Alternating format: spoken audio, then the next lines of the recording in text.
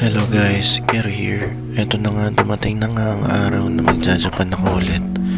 Pero this time, kasama ko na siya. Pupunta na kami sa condo dahil doon muna kami mag-stay at para malapit na lang din kami sa airport. Pagkarating nga dito sa condo ay kumain lang ako at nagpahinga na rin agad.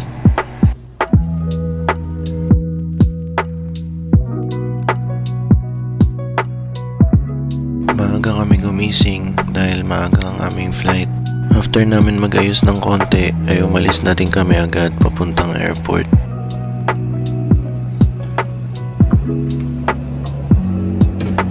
Bali nag-grab na lang pala kami papuntang airport dahil malapit lang naman.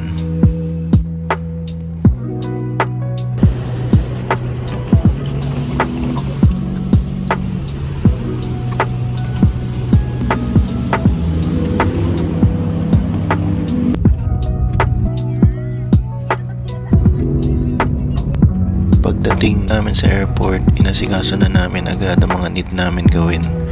Nagbayad kami ng travel tax, nag-check-in ng bagahe, at pumunta na sa immigration.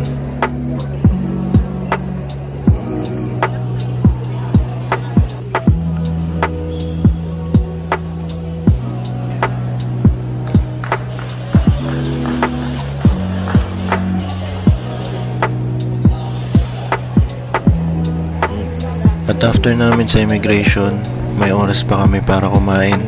Antayin pa namin ng oras para makasakay ng aeroplano.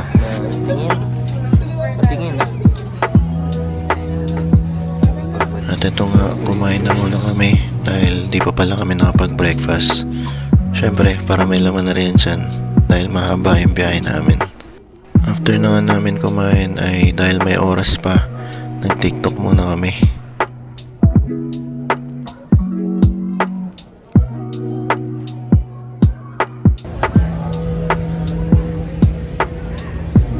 At ito na nga, sasakay na kami ng aeroplano. Bali 4 hours nga pala ang biyahe mula Pilipinas hanggang Japan. Kabado na medyo excited nga ang nararamdaman namin ngayon dito. At dahil first time din kasi namin magbiyahe out of the country nang kaming dalawa lang.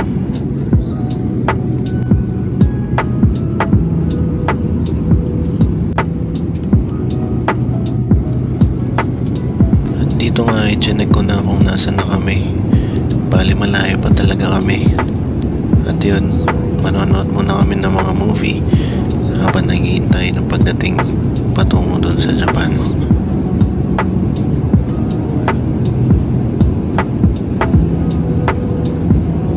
At ayun na nga, sa wakas nakarating na kami dito sa Japan. Bali excited na talaga dahil sa wakas natupad na rin ang isa sa mga pinapangarap namin dalawa.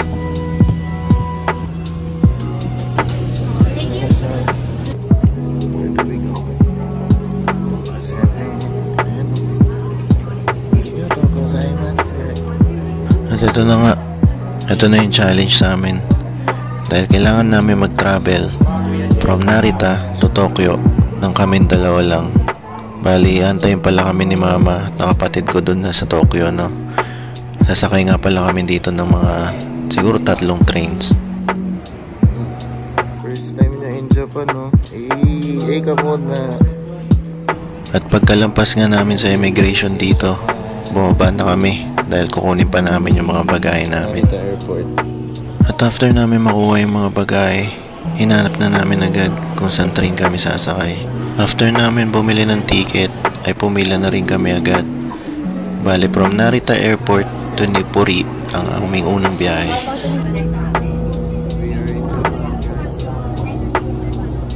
Hindi pa rin ako makapaniwala na nakapag-Japan na ako ulit. Pero this time kasama ko siya.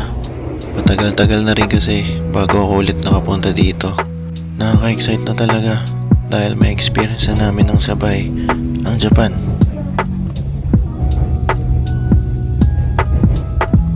Pagkarating nga namin dito sa Nippori Station, hinanap na namin agad yung susunod na train na sasakyan namin.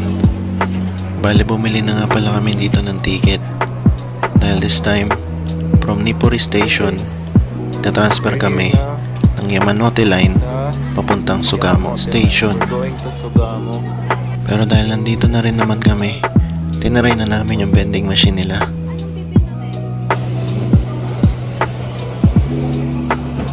Boom! Ice coco yan. First drink sa Japan.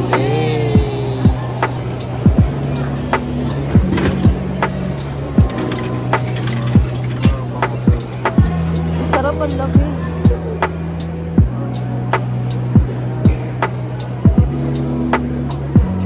Sarap.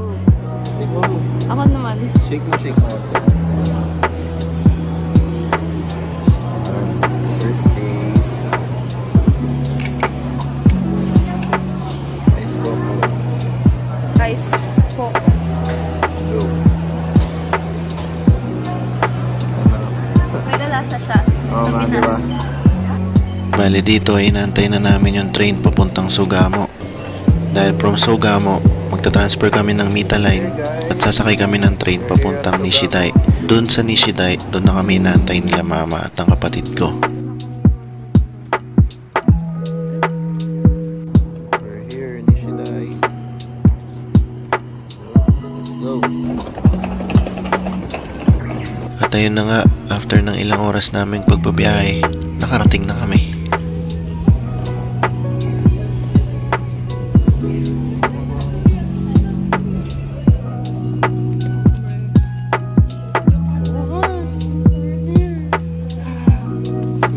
Sobrang siksikan mo. Bali, papunta na nga pala kami na ito sa bahay para ibaba yung mga bagay namin. At pwede magpalit din ng damit. Dahil after nun, pupunta na kami sa isang sushi shop dito at kakain.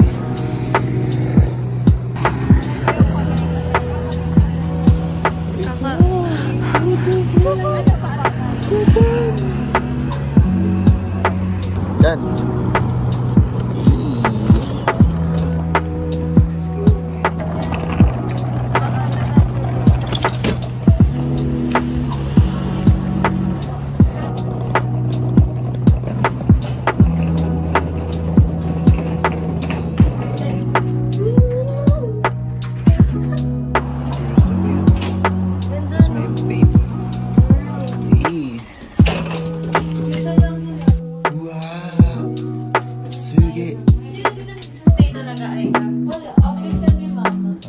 So we're gonna stay here. Dito stay sila pa to, di ba? Kami tatlo. Okay. Dito kami. Namin dito. Ito, open the light. Tatlong yan. Touch it, Karin. Oh, laki. Oh my God. Oh my God, so beautiful. Meron? Oh.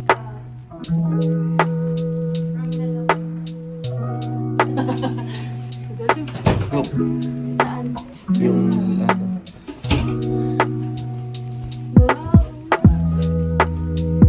Ay.